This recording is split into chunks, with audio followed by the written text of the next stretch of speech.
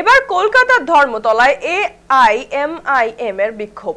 ওয়াকফ আইনের সংশোধনী বিলের বিরোধিতা করে টিপু সুলতান মসজিদের সংলগ্ন এলাকায় বিক্ষোভ সমাবেশ অল ইন্ডিয়া মজলিস ইতিহাদুল মুসলিমিনের। এআইএমআইএম এর ডাকে এই বিক্ষোভ সমাবেশে উপস্থিত একাধিক নেতা কর্মী সমর্থকরা। ওয়াকফ বিল নিয়ে একাধিক অভিযোগ তুলে ক্ষোভ উগরে দেন বক্তারা। বিক্ষোভ শেষে এআইএমআইএম নেতারা বিষয়টি নিয়ে সরকারের দৃষ্টি আকর্ষণ করতে রাইটার্স বিল্ডিং এ মাইনরিটি অ্যাফেয়ার্স দপ্তরে ডেপুটেশন জমা দেন।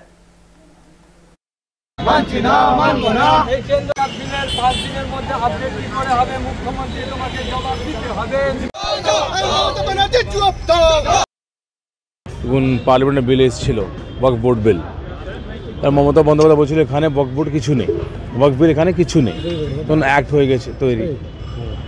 আমরা সে সময় দাবি করেছিলাম কি আপনি যেরকম তামিলনাড়ু অ্যাসেম্বলিতে রেজলিউশন পাস করে বলছে বাতিল করবো বিলটাকে, মানেনি ওরা। মমতা বন্দ্যোপাধ্যায় মুখ থেকে বলেছিল কি আমি মানবো না বিলটা। আমরা দেখছি 5.5 মাস পরে 7 দিন আগে বলছি মমতা বন্দ্যোপাধ্যায় কে তোমরা বিলটা আমি অ্যাকসেপ্ট করেছি, তোমরা পোর্টালে পোর্টালে আপনার অ্যাড করুন।